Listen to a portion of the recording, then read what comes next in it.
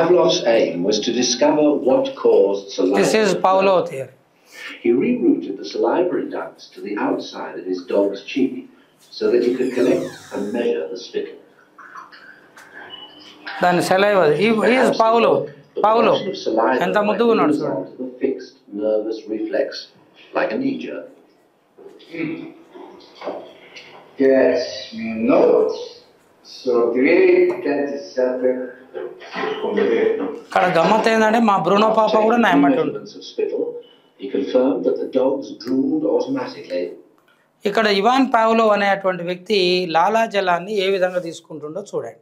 ఇట్లా చదివితే ఆయన ఇవాన్ పావ్లోవ్, ఇది వీడియోతో చదివితే ఎంత బ్యూటిఫుల్గా ఉంటుంది, వీడియో లేకుండా చదివితే ఎట్లుంటుంది.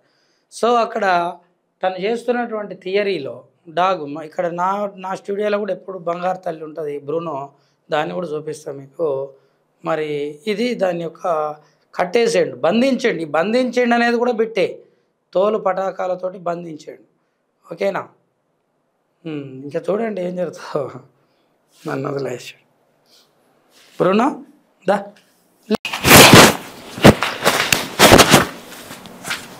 This is our Bruno.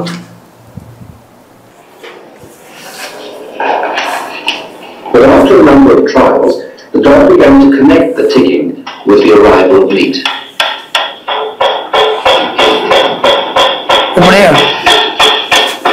Soon, after taking it, ఇక్కడ మీరు గమనిస్తున్నారో లేదో, బెల్ కొట్టిండు, ఆ బెల్ సౌండ్కే సెలవు వచ్చింది, ఇంకా ఫుడ్ ఇవ్వలే. అది మీరు ఇక్కడ అబ్జర్వ్ చేయాల్సింది. Here he has not given any food. Just before a sound was came there. Again you watch it.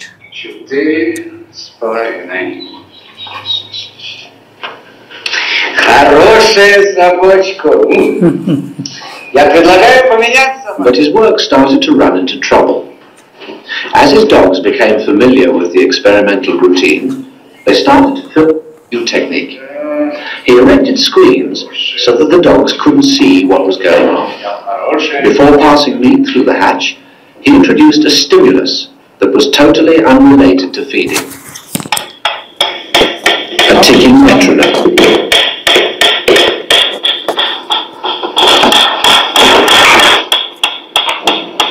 This one is sound.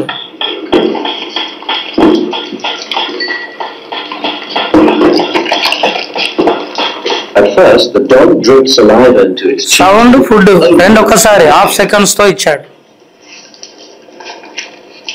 But after a number of trials, the dog began to connect the ticking with the arrival of meat. Here is no food, actually no food. Without food it secretes the saliva. The dog drooled. Yes, without food saliva secretion. The dog salivated as much to the ticking itself as it did originally to the presentation of food. The success. He feel happy. He called this new response the conditioned reflex.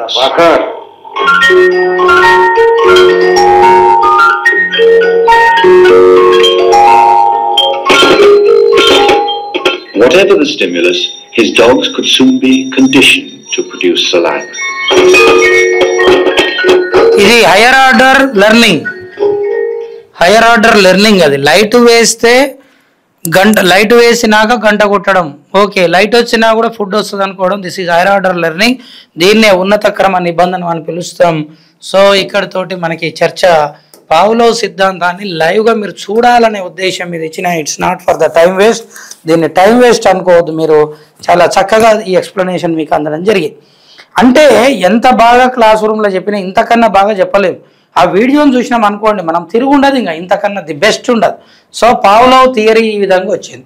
ఈ Pavlov సిద్ధాంతాన్ని బట్టి Ivan Pavlov అసలు ఏం చేసిండు, దీనికి మన education implications ఏంది, education ఇంప్లికేషన్స్లో దీని నుంచి ఏమేమి వచ్చినాయి అని అంటే, ఓవరాల్గా గంట మోగుతుంది, దీనికి నేను స్పందించాలి అని జీవి స్పందిస్తుంది. ఓకే, ఇక్కడి నుంచి తీసేస్తున్నాం. ఒకసారి చూసుకోండి. ఇవాన్ పావ్లోవ్ దేశం రష్యా ఎంచుకున్న జీవి కుక్క, చేసిన ప్రయోగాలు సెలైవా ఎక్స్పెరిమెంట్స్, రాసినటువంటి పుస్తకం the work on digestive gland.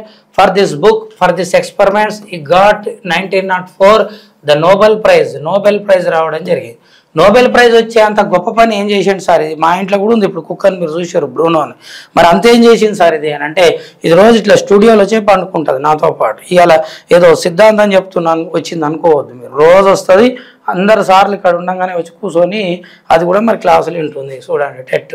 So ఇక్కడ జంతువులకు విశ్వాసం ఎక్కువ ఉంటుంది, మానవులకు ఉండదు.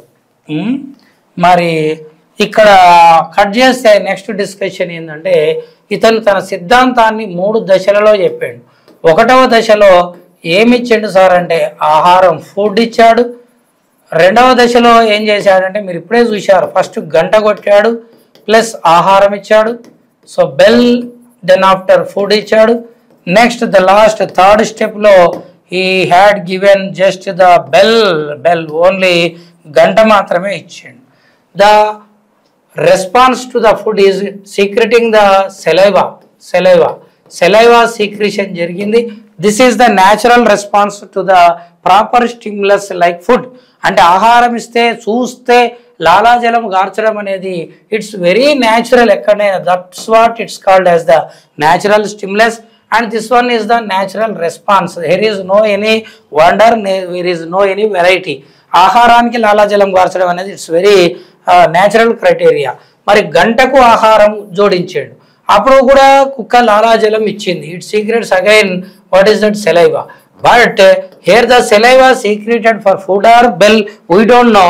Actually here the food also presented. That's what food is the natural stimulus and saliva is the natural response.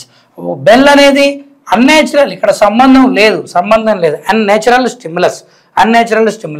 At the end of the day the last what just ఈ rang a bell, ఒక చిన్న bell కొట్టేస్తే then the dog secrets saliva, then he wandered. Because of that this is the unnatural criteria. Unnatural స్టిమ్యులస్కి natural response ఇచ్చింది. అంటే the natural response comes to the proper association with the natural stimulus, but it overlapped with the unnatural stimulus. This is called conditioning. సహజ ఉద్దీపనకు రావలసిన ప్రతిస్పందన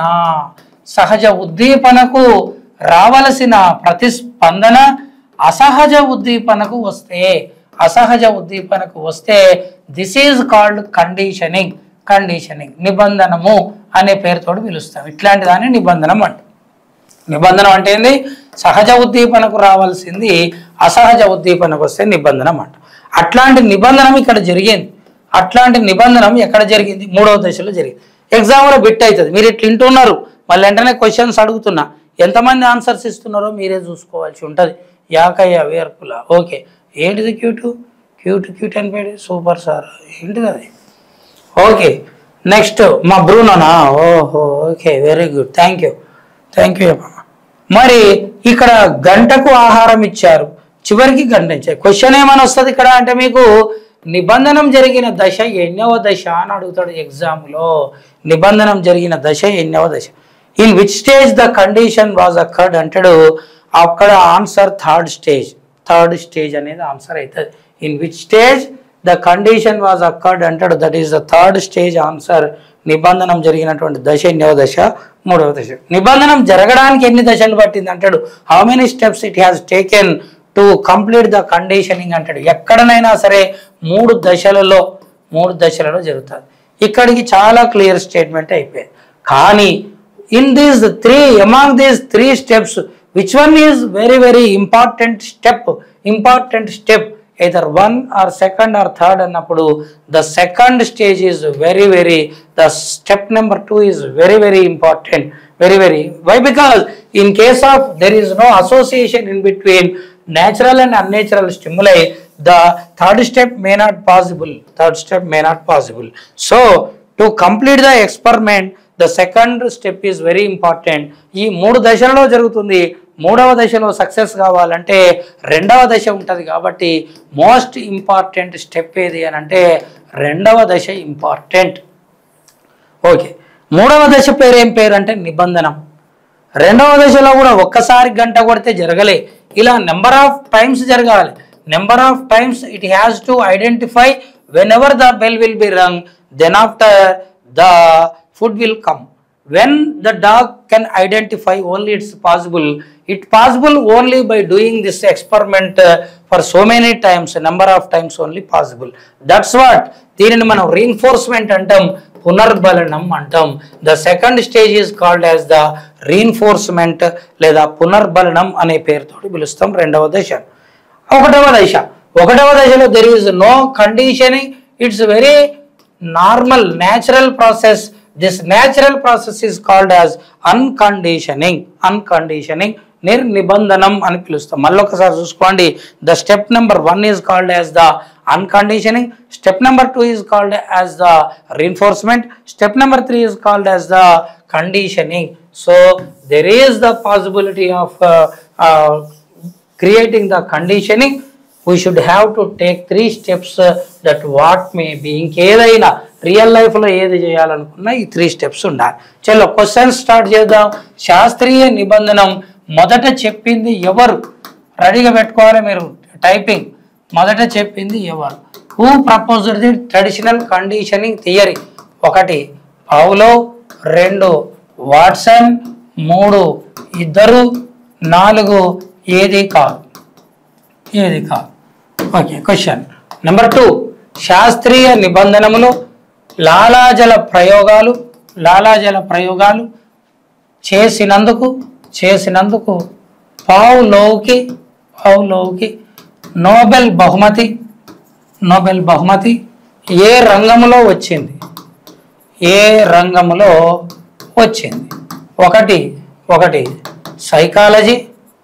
psychology, 2 zoology, 3 పెస్టాలజీ, 4 ఏది కాదు. Next మూడవది నిబంధనం జరగడానికి ఎన్ని దశలు పడుతుంది? 1 3 దశలు, 2 కేవలం 3వ దశ, 3 కేవలం 1 దశ, 4 ఏది కాదు. నెక్స్ట్ 4 బడిగంట కొట్టగానే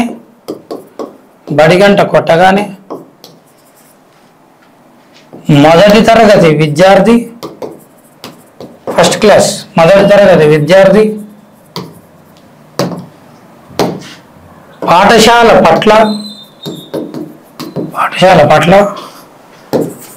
అప్రమత్తం కావడం లేదు.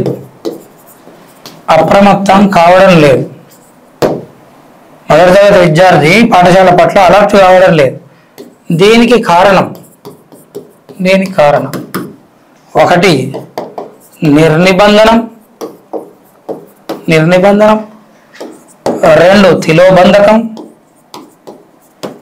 3 నిబంధనం, 4 అధిక ధనం. ఆన్సర్ ఇవ్వండి.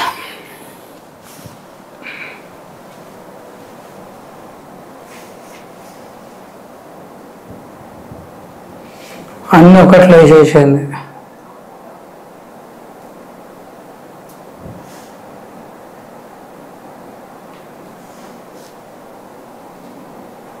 ఏంటో దత్తు 2 4 అన్ని ఒక్కదాంట్లో టైప్ చేయరా అని నీకు చెప్పినా కదా దత్తుగా.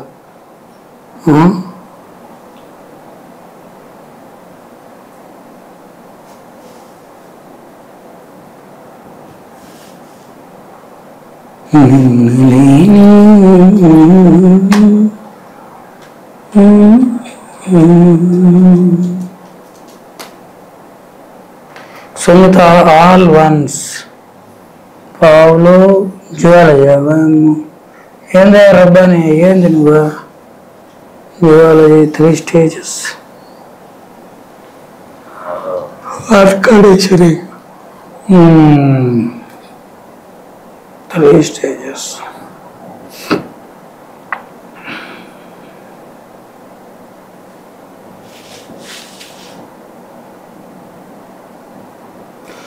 ఓకే, క్లోజ్ చేస్తున్నా, డిస్కషన్ స్టార్ట్ చేద్దాం.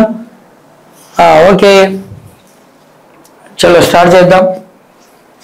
ఇక్కడ ఒకటవ దానికి ఆన్సర్ ఏమిటి అంటే, ఇంతకుముందు ఇద్దరు అని చెప్పినా కానీ మొదట అనే పదం వాడలే.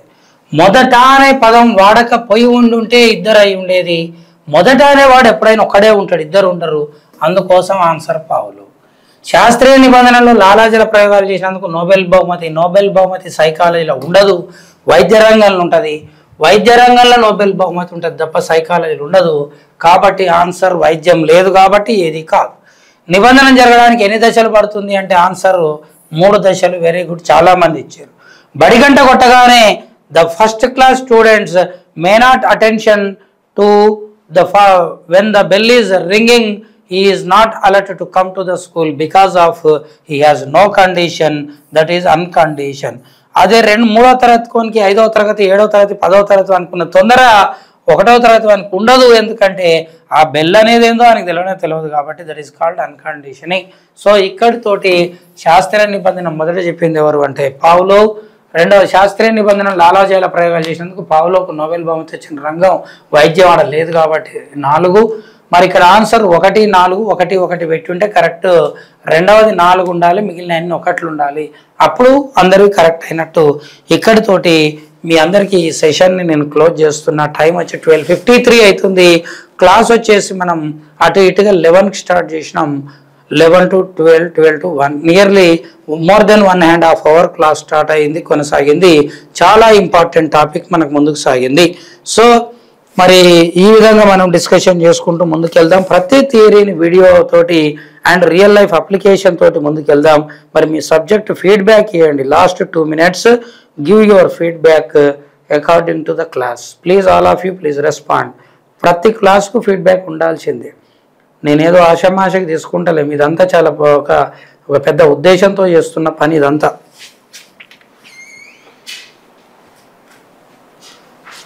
పెద్ద ఉద్దేశంతో చేసేటువంటి పని. ఇప్పుడే కట్ చేయకు, వెళ్ళి మెసేజ్. మరి అందరికి చెప్తుంది, ఇంకా ఈ 333 కొట్టకుండా కూర్చోకండి. ఓకేనా? Okay, wish you all the best. By all of you. Thank you. Nearly 2 hours class continue అయ్యింది. ఈవినింగ్ 5:30 to 7 క్లాస్ ఉంటుంది. మటపల్లి రాఘవేంద్ర గారిది ఉంటుంది. అందరు లైన్ మీదకి రావాలి. లైవ్గా విన్నది వేరు ఉంటుంది, మీరు రెస్పాండ్ అయితే అది బ్యూటిఫుల్గా ఉంటుంది. Okay, thank you. ఓకే, ఏందది sir class next day conduct the test sir, అవన్నీ మేము చూసుకుంటాం. ఓకేనా? మా ప్రయత్నాలు మేము చాలా బిజీగా ఉంటాం.